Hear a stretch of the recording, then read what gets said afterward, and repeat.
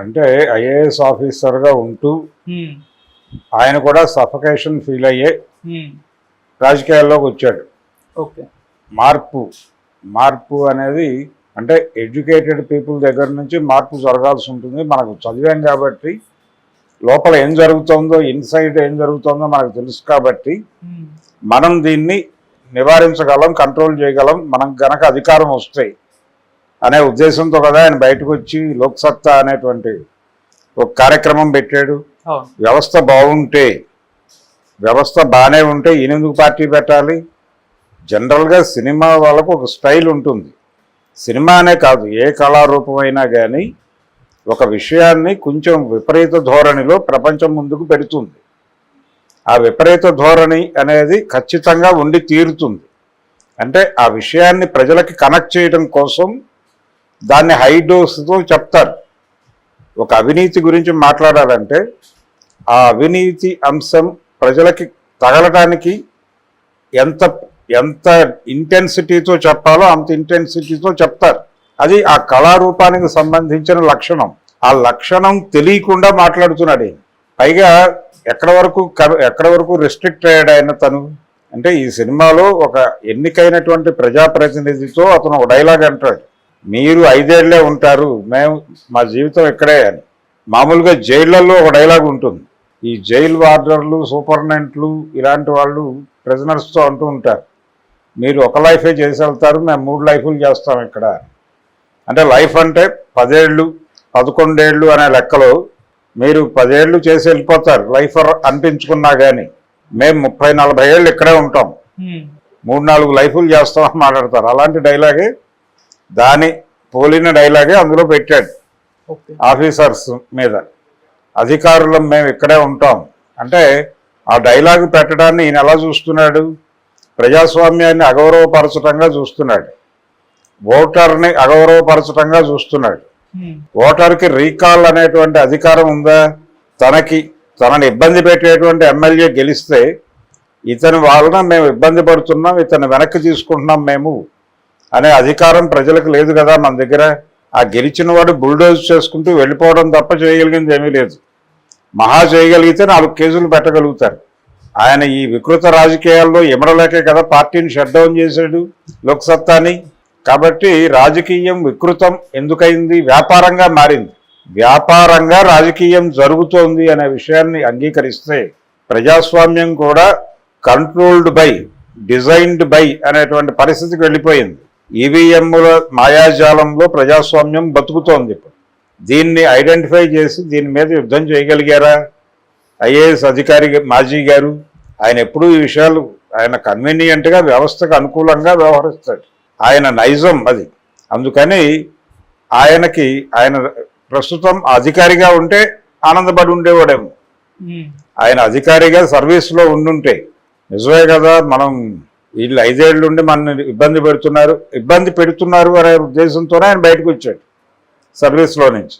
రెండవది, ఆ మధ్య ఒకసారి ఎప్పుడో మాట్లాడాడు ఆయనే, ఒక ప్రతి పార్టీ కూడా మాకు అనుకూలంగా పనిచేయమని అధికారుల మీద జులుం చేస్తుంది ఏమిటి, ఇదేం పద్ధతి అన్నాడు. అంటే ఎప్పటికప్పుడు ఆయనకు ఒక పర్మనెంట్ స్టాండ్ ఉన్నట్టు కనబడదు. అప్పటి సన్నివేశానికి అనుగుణంగా ఒక ప్రకటన చేసేస్తాడు ఆయన, అంతే తప్ప ఒక బ్రాడ్ ఐడియాలజీ లేదు ఆయన. చాలా సందర్భాల్లో కనిపిస్తుంది అది. తెలంగాణ ఎన్నికల ముందు వారు కేసీఆర్ని ఇంటర్వ్యూ చేశారు, కేటీఆర్ని. ఆ ఇంటర్వ్యూ చేస్తూ ఆయన వ్యవహరించిన తీరు, మాట్లాడిన పద్ధతి చూస్తే ఏమిటి, ఈయన అంతకుముందు ఆయన మాట్లాడినటువంటి మాటల్ని కాంట్రడిక్ట్ చేస్తూ నడిచింది ఆ గొడవ, ఆ ఇంటర్వ్యూ. ఆ టైంలో తీవ్రమైన ఆరోపణలు వచ్చినాయి, విమర్శలు వచ్చినాయి ఆయన మీద. మీరు అంత గొప్పగా రాజకీయ వ్యవస్థ ఉండుంటే మీరెందుకు లోక్సత్తా పెట్టాలి? దుర్మార్గమైన పార్టీలు ఉన్నాయి కదా. జగన్మోహన్ రెడ్డి మీద ఎన్ని విమర్శలు చేశారు మీరు, అలాగే కాంగ్రెస్ పార్టీ మీద ఎన్ని విమర్శలు చేశారు ఆ రోజున ఎన్నికలకు ముందు. ఎందుకు చేయగలుగుతున్నారు ఇవన్నీ, ఎందుకు మాట్లాడుతున్నారు మీరు? అంటే వ్యవస్థకు అనుకూలంగా ఉండటము అనేది ఓకే. అధికారులు అంత గొప్పగా ఏమీ లేరు, బ్యూరోక్రసీ కూడా దారుణంగానే ఉంది భారతదేశంలో. అలాగే పొలిటికల్ సిస్టమ్ కూడా దారుణంగానే ఉంది, మన శాసనసభ వ్యవస్థ కూడా దారుణంగానే ఉంది. కాకపోతే సినిమా తీసేటప్పుడు విషయాన్ని ఎంబోజ్ చేసి తీయకపోతే, దాని ఇంటెన్సిటీ పెంచకపోతే జనాలకు కనెక్ట్ కాదు అనేది ఒక ఫార్ములాగా నమ్మిన వ్యక్తి శంకర్. ఆయన సినిమాలన్నీ అద్భుత రసంలో నడుస్తాయి. ఒక అపరిచితుడు సినిమాలో ఒక నాసిరకం తీగ వేయటం వల్ల ఇతను క్లచ్ వైర్ కట్ అయిపోయి దీని మీద అతను ఫైట్ చేస్తాడు.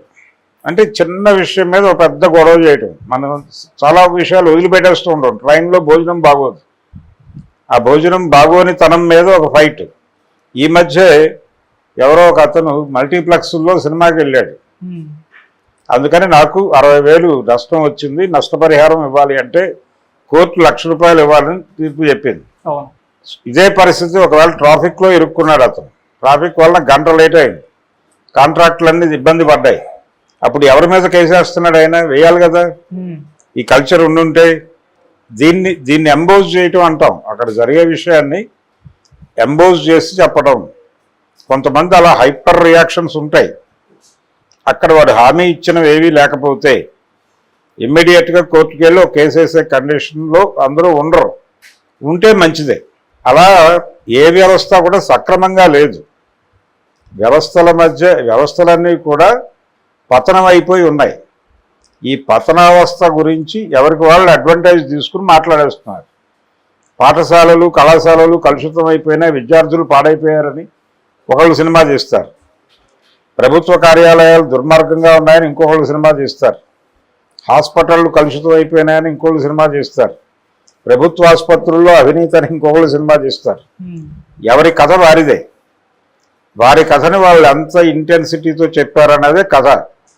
అదే తప్ప ఇక్కడ ప్రభుత్వ హస్తాల్లో నుంచి విద్య వైద్యం బయటికి వెళ్ళిపోయినాయి. వాటి గురించి జయప్రకాష్ నారాయణ గారు ఎప్పుడైనా ఫైట్ చేశాడా? మార్కెట్ ఎకానమీ మనిషిని సరుకుగా మార్చింది. మనుషులు అమ్ముడుపోతున్నారు, రకరకాల భావజాలాలకు అమ్ముడుపోతున్నారు. కొంతమేరకు అంగీకరించినప్పటికీ దాని మీద ఏదైనా సీరియస్ ఫైట్ డిజైన్ చేశాడా? ప్రజాస్వామ్యం రూపం మార్చుకుంటోంది. అది ప్రజాస్వామ్యం అనే దాన్ని నెమ్మదిగా ఫ్రిడ్జ్లోకి ఎక్కించి బయట ఒక రకమైనటువంటి ఆధిపత్యం, నియంతృత్వం నడపడానికి కేంద్ర ప్రభుత్వం రకరకాల ప్రయత్నాలు చేస్తోంది. దీని మీద ఎప్పుడైనా మాట్లాడారా? విద్యని కాషాయీకరణ చేయటానికి విశ్వవిద్యాలయాల మొత్తాన్ని కేంద్ర ప్రభుత్వం కంట్రోల్లో పెట్టుకునే ప్రయత్నం చేస్తోంది. దాని గురించి ఎప్పుడైనా మీరు ఘర్షణ పడ్డారా? కాబట్టి ఆయన గేమ్ చేంజర్ సినిమాలో ప్రకటించిన అభిప్రాయం మనకు అర్థమవుతుంది. సినిమా అనేది ఎలా తీస్తారు, కళారూపం యొక్క లక్షణాలు ఏంటి అనేది ప్రాథమికంగా తెలియదు అతనికి. ప్రాథమికంగా తెలియక అందులో ఏదో గొప్ప కంటెంట్ చెప్పాడని నేను అనుకోవడం లేదు. ఆ కథ దుర్మార్గమే, ఆ తీసిన పద్ధతి అంతకంటే దుర్మార్గమే అయినప్పటికీ సినిమా ఎలా తీయాలి, ఏ అంశాన్ని ఏ ఇంటెన్సిటీతో చెప్పాలి అనే దానికి సంబంధించి ఒక కొలమానం ఉంటుంది అక్కడ. ఆ కొలమానాలు అర్థం చేసుకుని మాట్లాడాలి. ఓకే, అంతే తప్ప అదేదో నేనున్నాను నీతులు చెప్పడానికే ఉన్నానని నీతులు చెప్పేస్తే కుదరదు. Okay sir.